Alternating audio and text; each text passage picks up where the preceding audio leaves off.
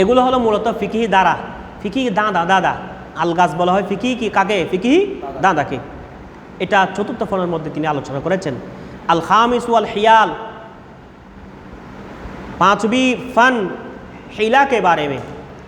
हिला हिला शब्देर बहुवचन हियाल, हिला বলা হয় আল্লামা বদরুদ্দিন আইনি রহমতুল্লাহ আলাইহি বলেন হিলা কাকে বলা হয়, মা ইউতাওয়াসসালু বিহি ইলাল মকসুদে বেতরিকিন খফিয়িন মুবাহিন, জায়েজ পন্থায় গুফন জায়েজ পন্থায় মকসুদ পর্যন্ত যার মাধ্যমে পৌঁছা যায়, কেমন উদ্দেশ্য পর্যন্ত যার মাধ্যমে পৌঁছা যায় তাকে বলে কি হিয়াল, হিলা। আমাদের শরীয়তের অনেক বিষয় আছে যার মধ্যে কি করতে হয়, হিলা করতে হয়। কেমন অনেক সময় হিলা করা হারাম, যেমন সুদের মধ্যে কি তুমি হিলা করে সুদটা তুমি নিতে পারবে? কাউকে দিয়ে, একটা গরিব একটা মানুষকে দিয়ে তুমি বলো যে আমাকে দিয়ে দাও, এটা কি না জায়েজ, কারণ এটা তার হক। অনেক সময় হিলা করা ওয়াজিব, অনেক সময় হিলা করা জায়েজ, অনেক সময় না জায়েজ।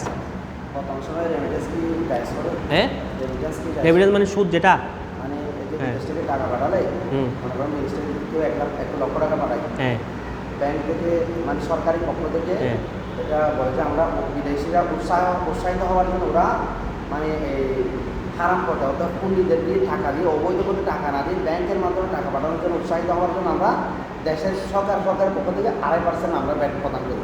এটাকে রেমিটেন্স বলি। ব্যাটটা কাটতেছে না দিতেছে, যে দিচ্ছে, উল্টা দিতেছে, যে দিচ্ছে মানে সরকারে দিচ্ছে, খুশি হয়ে লাভ দিচ্ছে আর কি, লাভ দিচ্ছে, মানে ওরা টাকাটা ব্যাংকের মাধ্যমে বৈধ পন্থায় পাঠাচ্ছে। তাই ঠিক আছে, ঠিক আছে। এখন যদি মানে এটা অনেক একতলাফ আছে, আমি তোমার কথা বুঝছি। এই ব্যাংকের মশালার মধ্যে কোনো শেষ নাই, নামাজের মশালা যেরকম সীমা নাই, তালাকের মশালা যেরকম সীমা নাই, ব্যাংকিং পদ্ধতি বর্তমানে এটা দেখবে যে শরিয়া বুট আছে, আবার অনেক ফুকাহে কারাম, জয়্যিদ ফুকাহে কারাম এটার বিপরীত হয়েছে, পক্ষে বিপক্ষে অনেক আলোচনা আছে। ঠিক আছে, এটা অন্য কোনো সময় আসলে আলোচনা করব। মূলত এটা কেউ কেউ বলেছেন যেহেতু এটা তো আমি চাচ্ছি না, আমাকে দিচ্ছে, ঠিক আছে, তারা খুশি হয়ে যা দিচ্ছে, তো সেই হিসেবে এটা যেহেতু আমার উপর চাপ নয়, তার উপরও চাপ নয়, আমি তো চাপ করে নিচ্ছি না, সেটা জায়েজ। ঋণের ক্ষেত্রে না জায়েজ হচ্ছে এই কারণে বলা হচ্ছে ঋণটা তো আমার উপর চাপিয়ে দেওয়া হচ্ছে এবং সেটা আমি বাধ্য হয়ে নিচ্ছি, কিন্তু আমার থেকে সে তো বেশি নিচ্ছে, এটা আমার উপর জুলুম করতেছে, এই জন্য এটা হারাম। ঠিক আছে, আবার এটা যেহেতু একই জিনিস, কেউ বলেছেন একই জিনিসের মধ্যে বাড়তি নেওয়াটাই, যেটা আমরা পড়েছি একই জিনিসের মধ্যে তার কদর এবং জিনিস যদি কি হয় একই হয়, তাহলে তার মধ্যে বাড়তি নেওয়াটা অনেক কথা আছে। আসাদিস ওয়াল আশবা ওয়ান নাজায়ের, छठापन আসবা और नज़ायर के बयान में ষষ্ঠ ফন হচ্ছে আসবা এবং নজায়ের সম্পর্কে। অর্থাৎ আমরা এই কিতাবের যে কিতাবটা পড়তেছি এই কিতাবের নাম হলো আসবা ও নজায়ের, অথচ এটা ষষ্ঠ ফনের মধ্যে আলোচনা হয়েছে আসবা ও নজায়ের, যে সমস্ত কোরআন এবং হাদিস থেকে সাদৃশ্যমূলক ঘটনার আলোকে যে সমস্ত মাসালাগুলো বের করা হয়েছে, যে মাসালা কোরআন এবং হাদিসে নাই কিন্তু কোরআন এবং হাদিস থেকে কোনো মূলনীতির আলোকে বর্ণনা করা হয়েছে, সেটা ষষ্ঠ ফনের মধ্যে আলোচনা। কিন্তু কিতাবের নাম, কিতাবটা 7টি ফন, তো একটা ফন অনুসারে কেন কিতাবটার নামকরণ করা হয়েছে, সেটা হলো তসমিয়াতুল কুল বিইসমে আহাম্মে আজজাইহি। কেমন কুল এই পুরা কিতাবকে নামকরণ করা হয়েছে তার একটা গুরুত্বপূর্ণ আংশিক বিষয়ের নামের অনুসারে। আসাবিউ সপ্তম ফন, আসাবিউ মা হুকিয়া আনিল ইমামিল আজম ওয়া সাহিবাহি, यानी सातवीं फन मा हुकिया जो कुछ मुनकुल है इमाम हमारे इमाम आज़म रहमतुल्लाह अलैह की तरफ से और वसाहिबही और उनके दो शागिर्द यानी हज़रत सैयदना इमाम अबू यूसुफ रहमतुल्लाह अलैह और इमाम मोहम्मद रहमतुल्लाह अलैह की तरफ से जो कुछ मुनकुल है, वल मशाइख़िल मुतक़द्दिमीन और मुताख़िरीन, और मशाइख़ मुतक़द्दिमीन हनफी मज़हब के मुतक़द्दिमीन और मुताख़िरीन मशाइख़ किराम से जो कुछ मुनकुल है 7वीं फन में वो उसको बयान किया गया।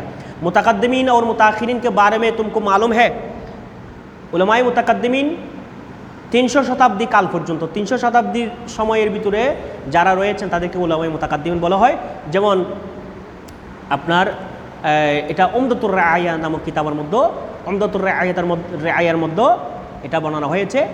তারপরে আপনার সেখানে এসেছে। আবার কেউ কেউ বলেছেন ইমাম আজম রহমতুল্লাহ আলাইহ এবং ওনার শাগরিদ যারা রয়েছেন তাদের সময়কালের হানাফি মাযহাবের আলেমদেরকে বলা হয় মুতাকাদ্দিমিন, তাদের পরবর্তী উলামায়ে কেরামদেরকে বলা হয় মুতাআখিরিন।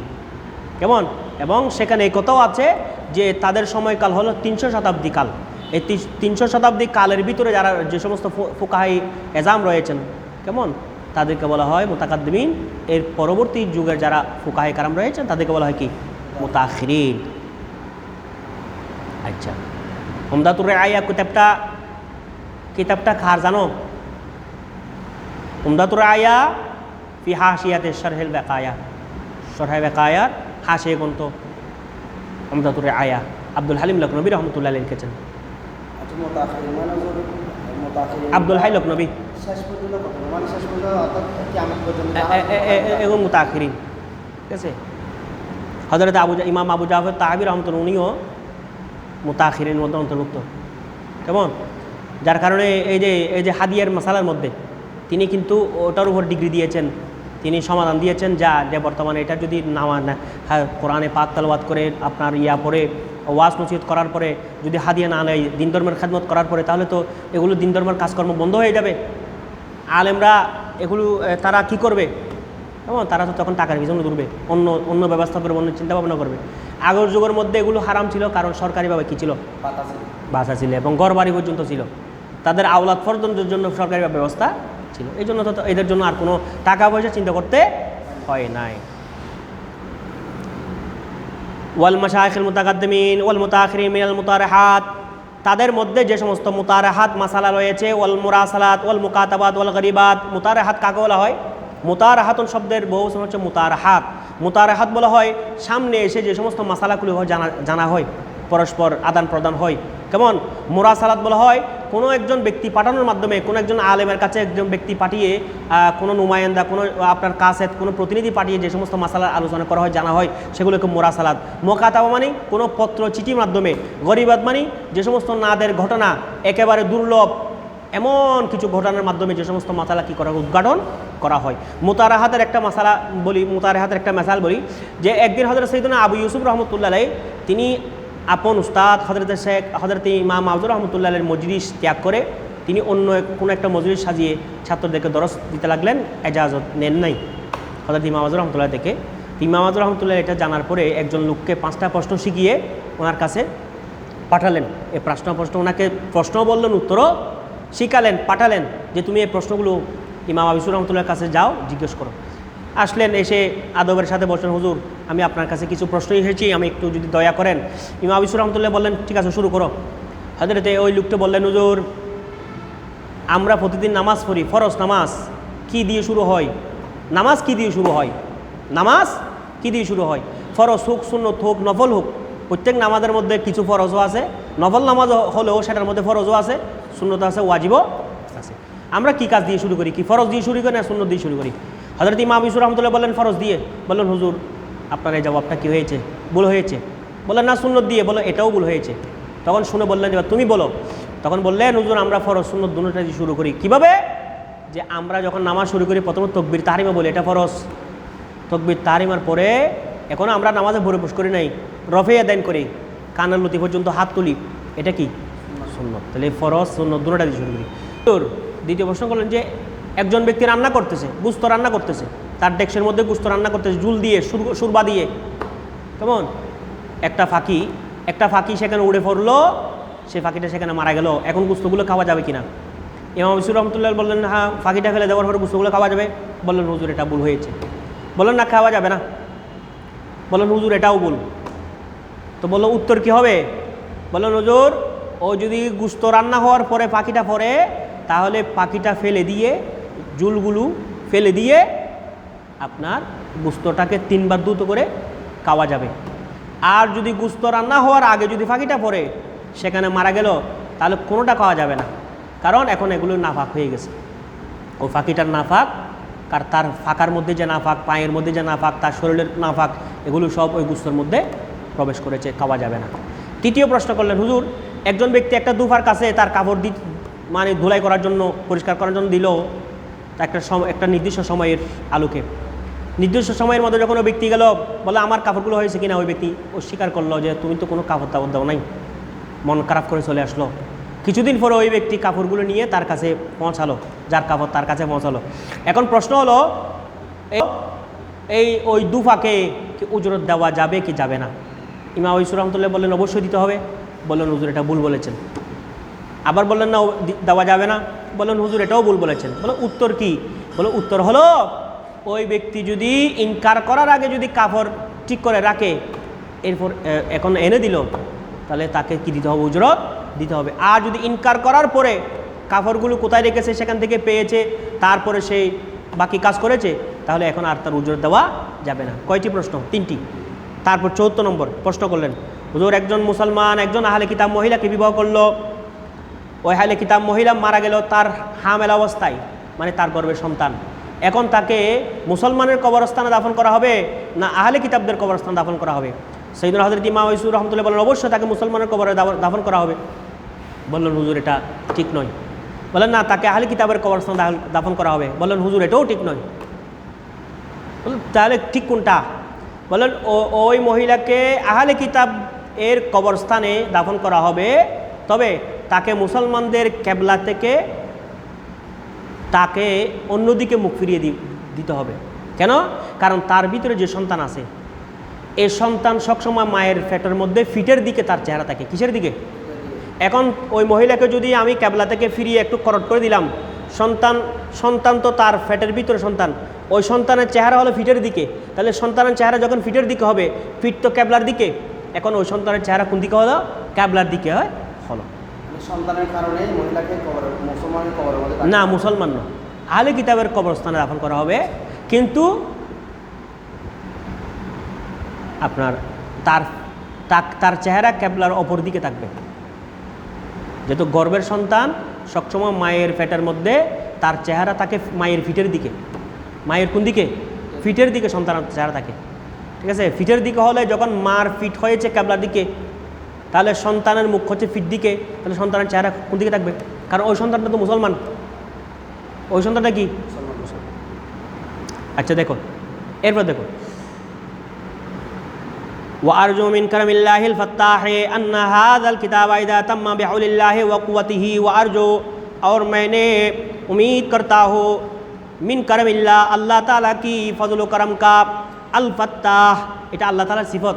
ফত্তাহ কে মানা तमाम মুশকিলাত को हल करने वाला, সমস্ত সমস্যাকে যিনি বিদুরণ আপনার কি করে দূরকারী আল্লাহ তাআলা, সে আল্লাহ পাকের দরবারে আমি আরজু করতেছি, আশা করতেছি, अन्ना हाज़ल किताबा, बेशक के ये किताब, इदा तम्मा, जब के तमाम होगा, बिहौलिल्लाहि व क़ुव्वतिही, अल्लाह ताला की ताईद और उनकी तौफीक से, আল্লাহ তাআলার দয়া শক্তিতে এবং সাহায্যে যখন এই কিতাবটা সম্পন্ন হবে, यसीरु नुज़हातन लिन्नाज़िरीन, ये गूढ़ फिक्र करने वाले के लिए नुज़हा होगा, यानी दिमागी राहत और इस्तराहत बनेगी।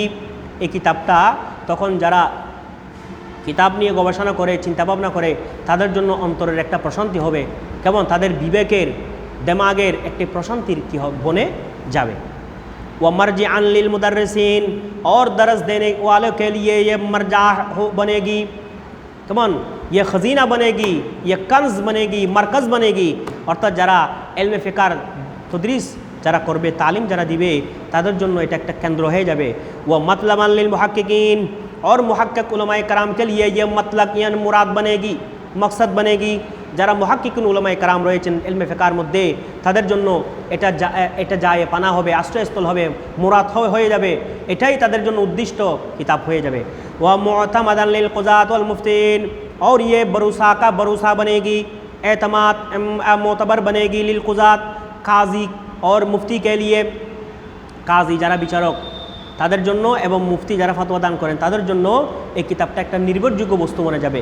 ওয়া গনিমাতাল লিল মুহাসসিলিন, और ये माल गनीमत बनेगी लिल मुहाससिलिन, इल्म फिक़ह के हासिल करने वालों के लिए, इल्म फिक़ह যারা অর্জনকারী ছাত্র তাদের জন্য এটা মাল গনিমত হয়ে যাবে। ওয়াকাশাফান লিকুরবিল মালহুফিন, কেমন? सरगश्ता वालों के लिए, सरगश्ता वालों के परेशान को दूर करने वाला बनेगी। অর্থাৎ এই কিতাবটা কাশাফ মানে কি? কাশাফ মানে উন্মোচনকারী হয়ে যাবে। লিকুরবিল মালহুফিন, মালহুফিন মানে যারা পরাজিত, যারা বিপদগ্রস্ত, এই বিপদগ্রস্ত হওয়ার কারণে কুরাব সমস্যার মধ্যে আছে, চিন্তার মধ্যে আছে, দুশ্চিন্তার মধ্যে আছে, পেরেশানের মধ্যে আছে, তাদেরকে পেরেশান দূর করনেওয়ালা, এই পেরেশানকে বিতাড়িতকারী বনে যাবে, হয়ে যাবে। কেমন? পরিগণিত হবে কিতাবটা তাদের জন্য। हादा लिअन्नल फ़िक़हा अव्वल फ़ुनूनी, ये सब जो मनाकिब है, महासिन है, এ সমস্ত তারিফ, এ সমস্ত এই কিতাবের যে প্রশংসা, কেন? কারণ লিআন্নাল ফিকহা, এই এলমে ফিকার কিতাবটা আউয়াল ফুনুনি, এটা আমার প্রথম কি ফোন, এটা আমার কি প্রথম ফোন, কেমন? এটা আমার প্রথম ফোন। এই কারণে এটা এলমে ফিকারটা তিনি বলে এত প্রশংসা করেছেন এবং এটার মধ্যে এত মানকাবাত রয়েছে। तौला मा असहरतु फीही उयूनी, तौला माने ज़मानात लंबा हो गया, मा असहरतु फीही इल्म फ़िक़ह हासिल करने में बेदार रखना, मा এটা মা এখানে কিন্তু মৌসুলা নয়, নাফিয়া নয়, এটা মায়ে মজদরিয়া। মা আসহারতু, আসহার মানে অনিদ্রা থাকা, কেমন? উয়ুনি এটা মফুল, উয়ুন শব্দ মুজাফ ইয়াই মুতাকাল্লিম মুজাফিলাই, আইনুন শব্দের বহুবচন উয়ুন মানে আমার চক্ষুকে আমি এলমে ফিকহ হাসিল করার মধ্যে দীর্ঘ সময় আমি অনিদ্রা রাখতে হয়েছে, এটা বলতেছেন। তো আলামা আসহার তো বিহি উয়ুনি, কেমন? मेरी आँखों को इल्म फ़िक़ह के हासिल करने में बेदार रखने का ज़माना लंबा हो गया। আমি আমার চক্ষুকে এলমে ফিকহ অর্জন করার মধ্যে আমি অনিদ্রায় গিয়েছি, নিদ্রাহীনভাবে আমি সময় কাটিয়েছি আমার চক্ষুকে দীর্ঘ সময় পর্যন্ত। वअमलतु बदनी इमाल अलजद्द मा बैन बसरी वयदी व जुनूनी, वअमलतु मैंने काम में लगा दिया।